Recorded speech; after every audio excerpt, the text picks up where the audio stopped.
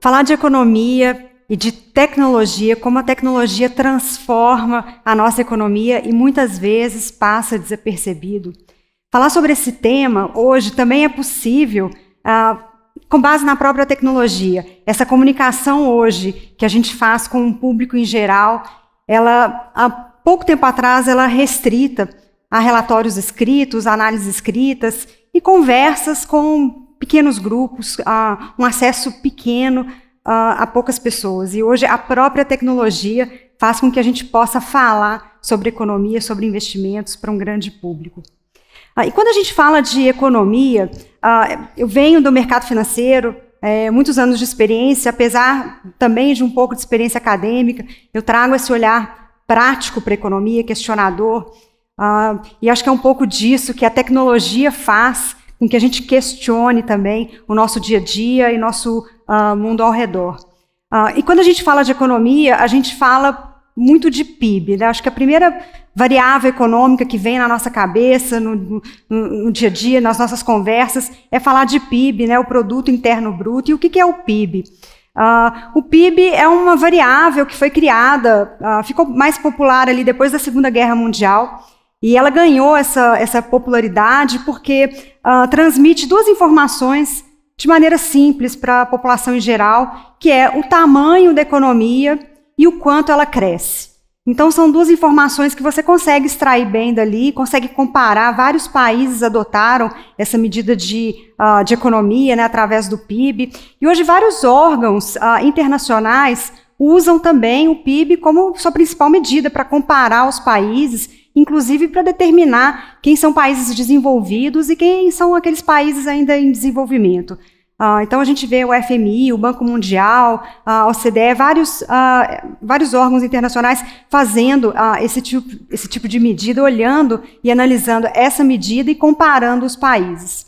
Mas eu trago aqui algumas críticas para o PIB, né? O PIB, apesar de ter essa vantagem da simplicidade e facilidade de interpretação, ele também traz muitas lacunas. Ele deixa de medir hoje fatores importantes no nosso dia a dia, que são a qualidade de vida, o bem-estar. Essas são medidas que passam desapercebidas aí dentro do PIB. E trazendo para o Brasil, né, quando a gente pensa na economia brasileira, no nosso PIB, o que é o Brasil? Né? Muita gente pensa na economia, o Brasil é agro, o Brasil é indústria, mineração. E, na verdade, quando a gente olha para uma fotografia do nosso PIB hoje, o que a gente vê é um país, uma economia bastante diversa. O Brasil não é só agro, não é só indústria, ele tem muitos serviços, comércio, construção, um setor financeiro hoje bastante dinâmico, e um setor que eu dou um grande destaque, um destaque que ele não tem no PIB, que é o setor de tecnologia da informação, como é medido lá pelo IBGE, que hoje representa 3% do PIB, nessa medida, né, de produção, e, na verdade, tem um impacto muito maior em todos os outros setores e tem um impacto muito relevante na evolução da nossa economia nos últimos anos. E, justamente, quando a gente olha essa evolução da economia, então, uma outra medida do PIB que a gente tem hoje é esse crescimento, né? E, na verdade, quando a gente olha essa evolução do PIB brasileiro, a gente vê que teve um crescimento expressivo ali até cerca de 2013, 2014, e de lá para cá a gente teve algumas quedas, né? A última é agora com a pandemia, e a gente ainda não recuperou esse crescimento. Então, o PIB, como ele é medido, ele teve seu pico lá em 2014, e de lá para cá a gente ainda não retomou aquele patamar. Muita gente fala, né, mais uma década perdida, né? Então, quem aqui ainda não escutou essa expressão, a década perdida, precisamos crescer. Então, essa busca pelo crescimento, através dessa medida que é o PIB, ela é constante nas políticas públicas, constante nos analistas de investimentos, se busca, né, esse crescimento através dessa medida específica, e hoje a gente tem essa crítica também, através dessa medida específica, dessa década perdida. Mas eu pergunto, será que a gente está mesmo estagnado? Será que há 10 anos não crescemos? E a gente olha ao nosso redor e a gente vê tantas mudanças tecnológicas, mudanças que modernizam o nosso dia a dia, que facilitam o nosso dia a dia, e nada disso foi capturado através dessa medida. E E, de fato, quando a gente olha aqueles setores do nosso PIB, né, quem cresceu mais, a gente já começa a ver algumas diferenças. E tecnologia, esse setor de tecnologia da informação, foi, de fato, o setor que mais cresceu nos últimos 20 anos e também o que mais cresceu nos últimos 5 anos. Junto com o setor de tecnologia, junto com o avanço da tecnologia, né, aqui é só o crescimento da produção tecnológica propriamente dita, ela está também em vários outros setores, inclusive no agro, inclusive no setor financeiro. A tecnologia, na medida que ela expande como produção, ela expande, ela permite também a expansão de outros setores e com grande destaque. Mas por que a tecnologia não aparece no nosso PIB? Uma das razões é o fato da tecnologia ela avançar e ela, ao mesmo tempo, ela cair de custo. Então, a gente tem essas medidas de custo de produção de semicondutores, de unidades de computadores, que ela é inversa, ela tem uma relação inversa com o seu custo. Então, a gente consegue produzir semicondutores muito mais potentes hoje, com uma relação de custo que é exponencialmente decrescente. Então, faz com que a gente cresça muito o uso tecnológico, mas em percentual do PIB ele continua pequeno, porque o custo vai só caindo. A mesma coisa para a velocidade da internet. A velocidade da internet ela vem crescendo exponencialmente nos últimos anos, sem esse custo na mesma proporção. Então, a gente consegue usar mais a internet, mas pagando um preço até menor em muitos casos. Então, todo esse avanço tecnológico que permite aí várias novas possibilidades no nosso dia a dia, ele acontece com um custo menor e por isso ele não aparece nessa medida de PIB. O PIB para de crescer ao mesmo tempo que a tecnologia está crescendo. Então, isso é um fato bastante curioso. E aí, falando de avanços tecnológicos, eu acho que um grande exemplo que a gente tem aqui no Brasil é o avanço da tecnologia no setor bancário, no setor financeiro.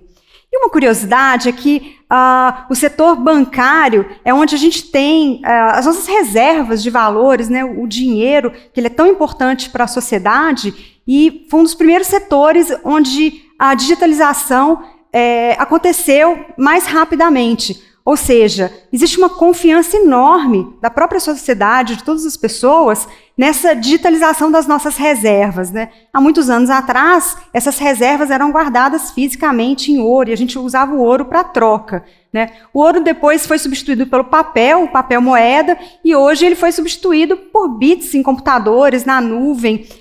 E existe uma tremenda confiança de toda a sociedade nesse sistema hoje que guarda as nossas reservas. Isso é bastante curioso, da gente confiar tanto na tecnologia para as nossas reservas, para os nossos investimentos, para as nossas transações eletrônicas. E essa troca, né, essa confiança, ela nos traz de volta mais tecnologia. Quanto mais a gente confia no sistema, mais o sistema cresce e possibilita que a gente faça ainda mais transações através dele.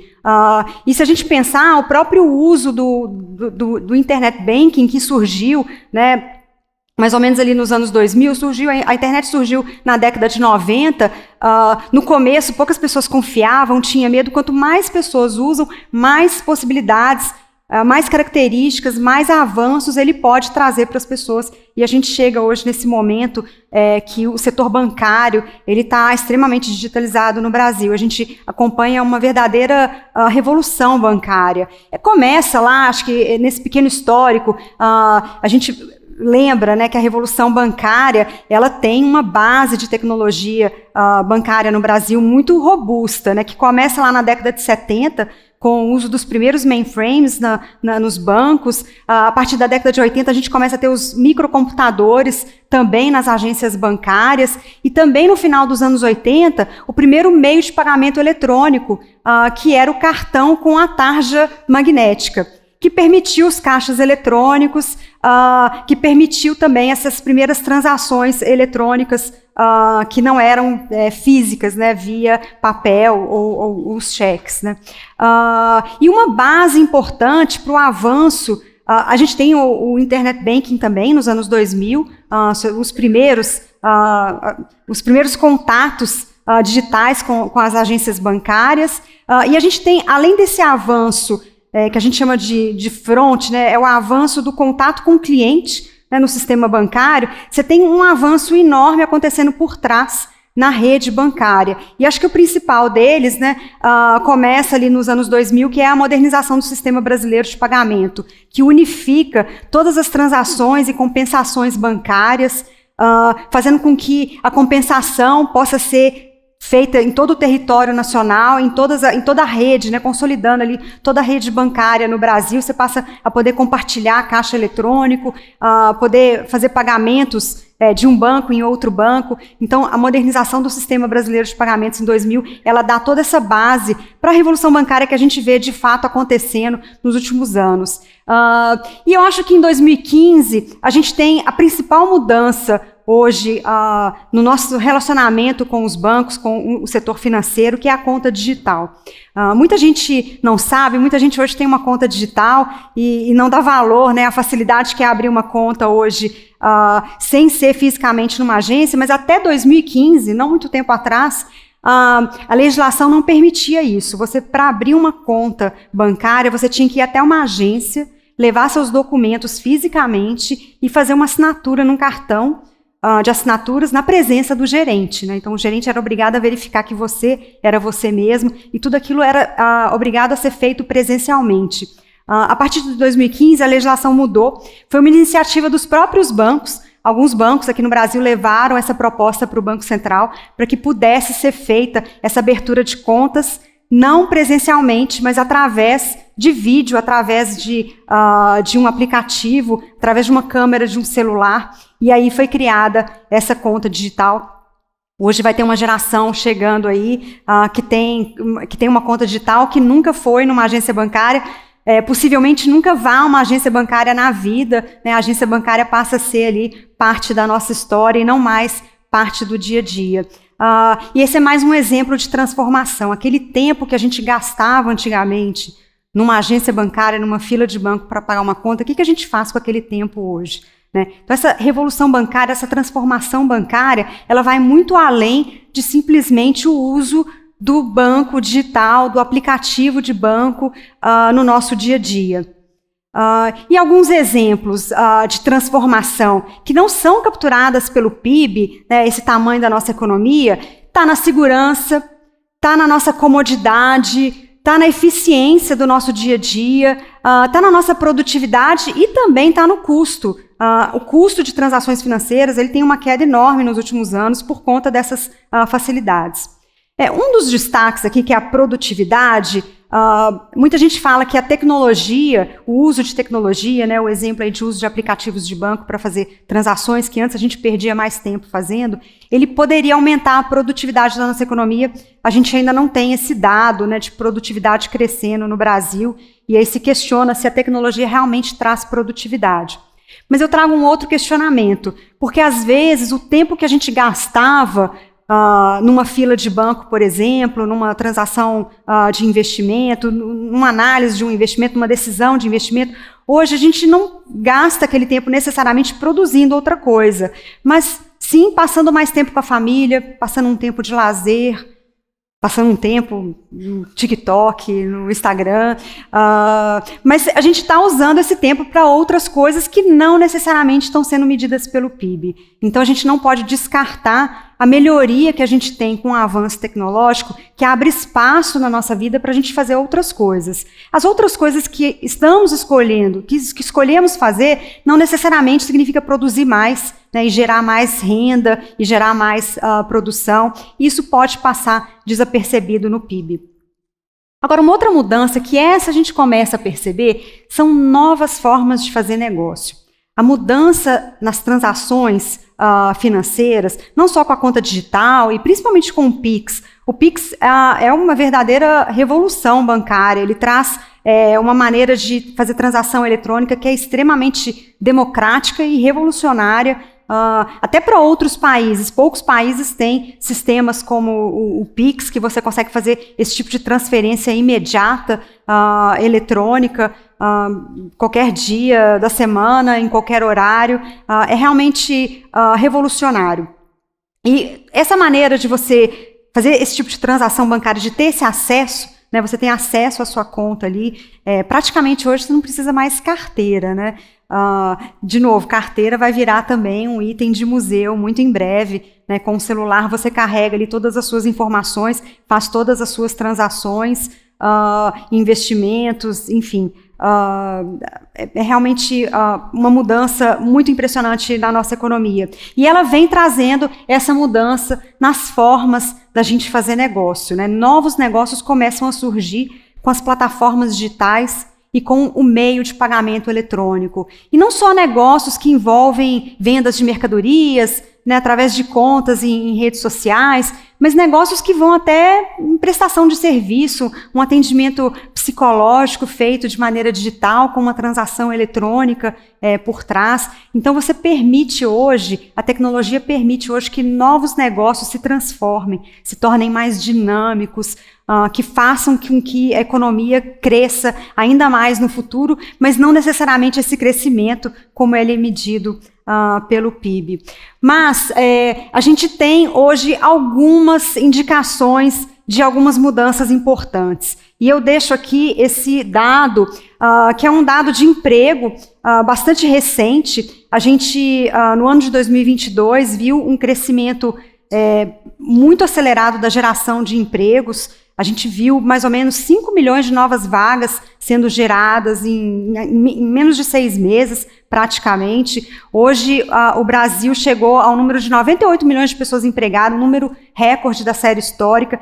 Nenhum economista previu essa mudança, né? Foi uma mudança que aconteceu muito repentinamente. Quando ela estava começando, se atribuía à pandemia, às restrições da pandemia, o fim dessas restrições, mas hoje a gente pode questionar também se essas mudanças de geração de novos empregos, ela não está vindo por conta desse novo ambiente de negócios que a gente tem no Brasil, mais dinâmico, tanto no setor financeiro, nos meios de pagamentos e também nas comunidades, no acesso à informação que as pessoas têm através da tecnologia. Eu vejo hoje que a economia está passando por um processo de transformação muito significativo. A tecnologia está trazendo essas mudanças. A gente ainda não viu todo o impacto. A gente pode estar começando a ver esse impacto nessa tremenda geração de emprego que a gente viu esse ano. Mas eu acho que tem mais vindo por aí. E, de fato, é um setor que vai trazer muito dinamismo ainda para a nossa economia. Obrigada.